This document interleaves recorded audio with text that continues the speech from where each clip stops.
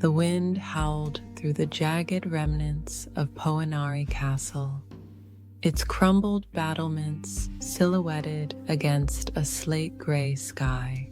The once mighty structure, reduced to a series of weathered stone walls and fractured towers, loomed over the surrounding landscape like a forgotten titan. The harsh gusts tugging at the tattered remnants of what had once been proud banners. Elena Drăculea, wrapped in a heavy coat and thick scarf, adjusted her footing as she made her way across the slick stones beneath her boots.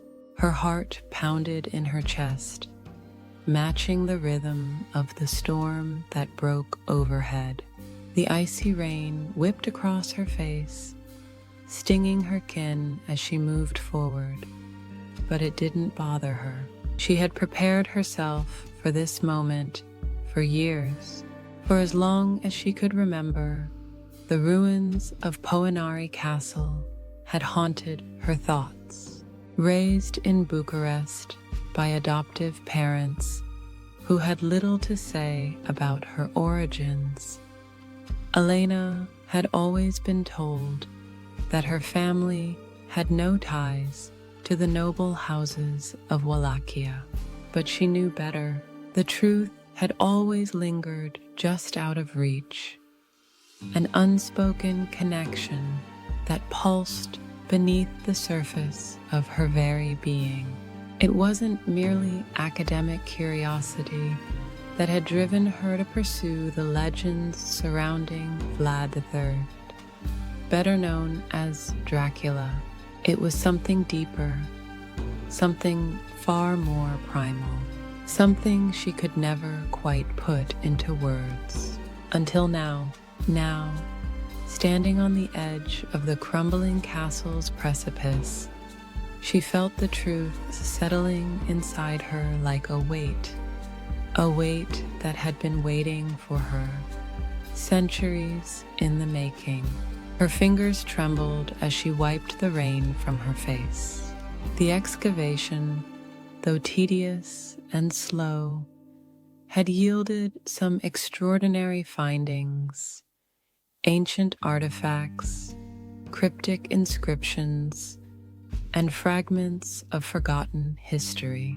But it was on the third day that something had been uncovered, something that made her blood run cold and her pulse race in ways she could not ignore.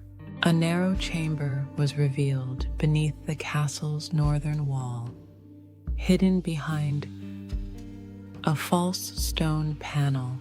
The walls of the chamber were covered in intricate carvings and strange symbols, as though they had been etched by hands that understood the dark arts of necromancy or forbidden ritual. And at the center of it all, there it was, a sarcophagus, but not the kind she had expected. It wasn't made of stone, as one might think for a royal tomb, but of wood, dark and charred, as if it had been scorched by fire and time itself. The wood was warped, aged, yet the craftsmanship was impeccable. The sigils carved into the surface of the sarcophagus pulsed faintly in the lamplight, as if they were alive, feeding off the very air in the room. And resting atop it, almost as if placed there in reverence, was a manuscript. The cover of the book was unlike anything she had ever seen before. Tightly woven, leathery flesh, the texture too unnatural to be human, and the warmth it radiated was palpable. As she approached it, the temperature in the room seemed to drop, the hairs on the back of her neck standing on end.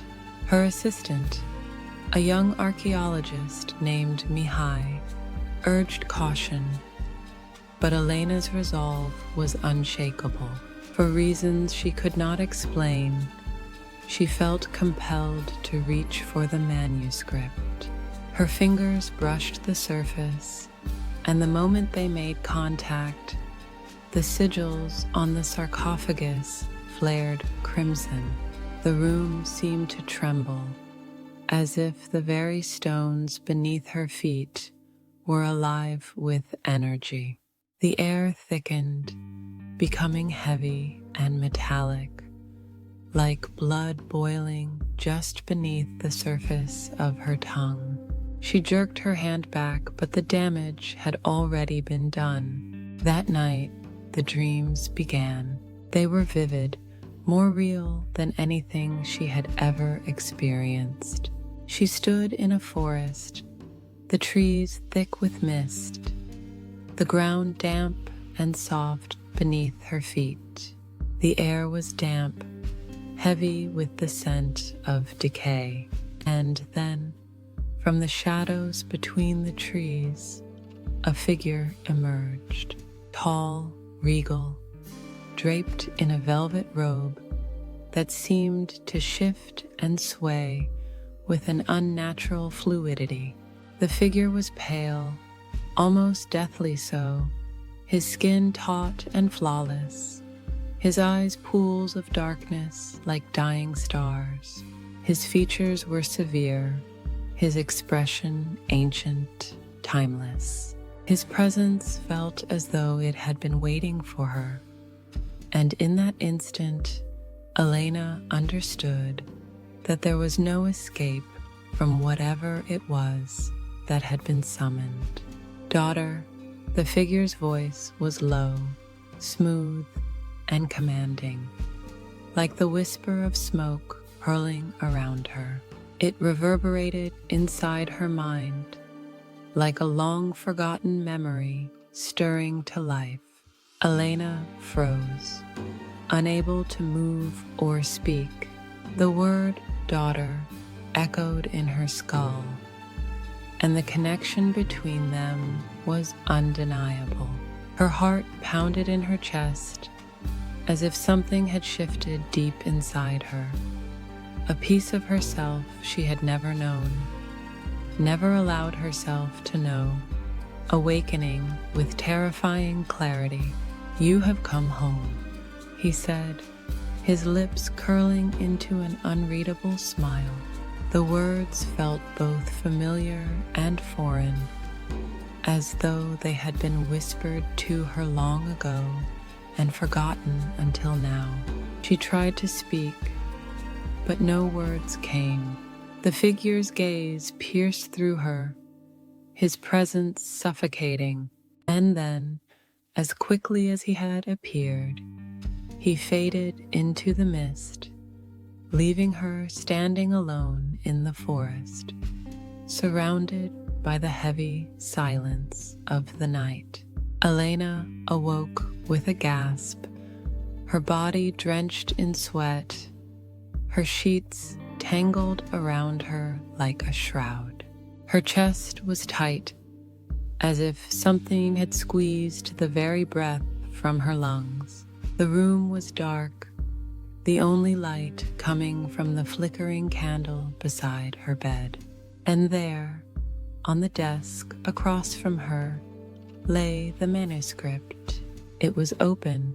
She was certain she had locked it away, hidden it deep in the safety of her bag before retiring for the night. But there it was, its pages spread wide, and scrawled across the first page was a single line, written in a language she could not possibly have known. Yet, as she gazed upon it, the words made sense to her. They were hers. She understood them. "You are the heir." The blood drained from her face. She reached for the manuscript, her fingers trembling as she traced the words on the page. The room grew colder, and once again, the air felt thick, heavy with something she could not comprehend. The sensation of the figure in the mist lingered, and the line between her dreams and reality blurred. Her mind raced. She had to know more. There was no turning back now. What had she uncovered, and why had it called to her? The journey she had started so many years ago had led her here, to this moment, to this ancient castle. But now she realized the truth was more than she could have ever imagined. The legacy of Vlad the Impaler, the real Dracula, was her legacy too. And it was not just history that she had unearthed. It was her destiny,